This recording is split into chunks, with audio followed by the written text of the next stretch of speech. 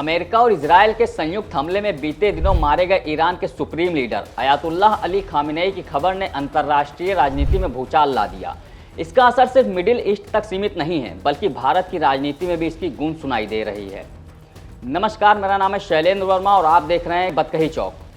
भारत में विपक्षी दल केंद्र सरकार से इस मुद्दे पर स्पष्ट और आधिकारिक बयान की मांग कर रहे हैं। भारत सरकार की इस मुद्दे पर चुप्पी को लेकर कांग्रेस संसदीय दल के अध्यक्ष सोनिया गांधी ने भी सवाल खड़े किए हैं। पूर्व कांग्रेस अध्यक्ष सोनिया गांधी ने द इंडियन एक्सप्रेस में प्रकाशित अपने एक लेख में केंद्र सरकार पर जमकर हमला बोला। उन्होंने कहा कि खामनेई की हत्या पर भारत सरकार का चुप रहना कोई न्यूट्रल स्टैंड नहीं है, बल्कि अपनी जिम्मेदारी से पीछे हटना है।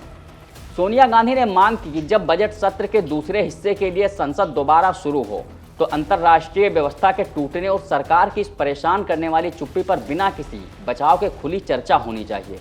मिडिल ईस्ट में मची उथल पुथल पर भारत सरकार ने अब तक संयमित और संतुलित रुख अपनाया है।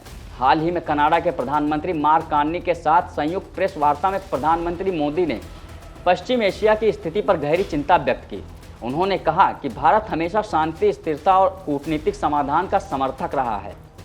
पश्चिम एशिया की वर्तमान स्थिति हमारे लिए गहरी चिंता का विषय है। भारत डायलॉग और डिप्लोमेसी के माध्यम से सभी विवादों का समाधान का समर्थन करता है। इस क्षेत्र में मौजूद सभी भारतीय नागरिकों की सुरक्षा के लिए हम सभी देशों के साथ मिलकर काम करते हैं। भारत का यह बयान किसी एक पक्ष के समर्थन में नहीं, बल्कि अपनी पारंपरिक विदेश नीति के अनुरूप संतुलन बनाए रखने की दिशा में था।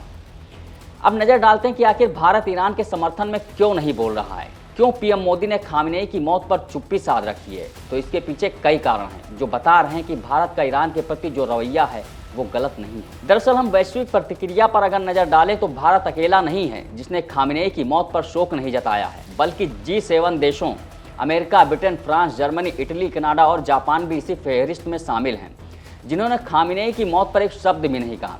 अमेरिका के राष्ट्रपति ट्रंप ने खामेनेई को इतिहास के सबसे खतरनाक नेताओं में से एक बताया, जबकि इजरायल के प्रधानमंत्री बेंजामिन नेतन्याहू ने इसे दशकों पुराने संघर्ष का अंत बताया।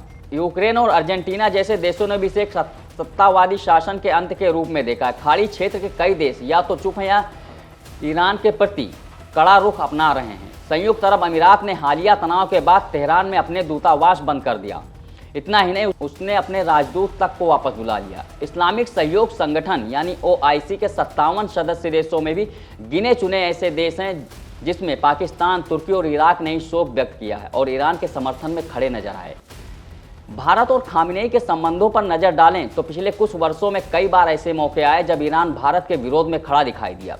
खुद खामेनेई ऐसी बयानबाजी करते दिखे जो भारत की संप्रभुता और छवि को धूमिल कर रहे थे।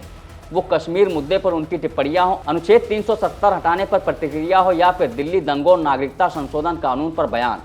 हालांकि भारत ने कई मौकों पर ईरान को जमकर लताड़ लगाई।